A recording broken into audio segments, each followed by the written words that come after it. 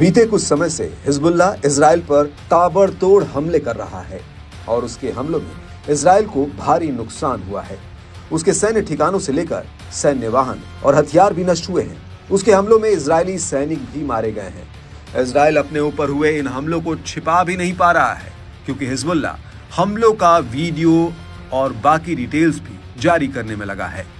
अब हिजबुल्लाह के लड़ाकों ने दक्षिण लेबनान के सीमावर्ती शहर मरकाबा इलाके में इजरायली सेना पर घात लगाकर हमला किया, जिसमें कई लोग घायल हो गए हैं। हिजबुल्लाह ने यह हमला मंगलवार रात ठीक 10 बजे एंटी टैंक गाइडेड मिसाइल, जिसे ATGS भी कहा जाता है, उसे दागकर किया।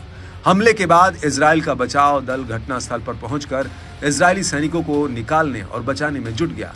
तब आधे घंटे बाद ही हिजबुल्लाह के लड़ाकों ने बचाव दल पर भी ATGS मिसाइल दाग दी। इस हमले में इजरायली बचाव दल के लोग भी मारे गए और घायल हुए।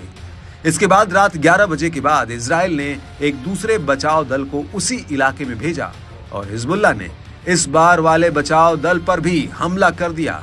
इस बार हिजबुल्लाह ने तीसरी ATGS मिसाइल दागी थी। इन हमलों के बीच हिजबुल्लाह ने कहा कि उसके लड़ाकों ने इजरायली कब्जे वाली सेना पर रॉकेट आर्टिलरी के गोले दागे।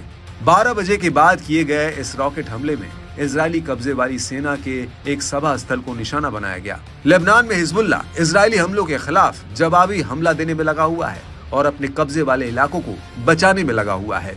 इससे पहले हिजबुल्लाह ने हाइफा ऑपरेशन के तहत कई इजरायली सैन्य ठिकानों पर हमला किया है।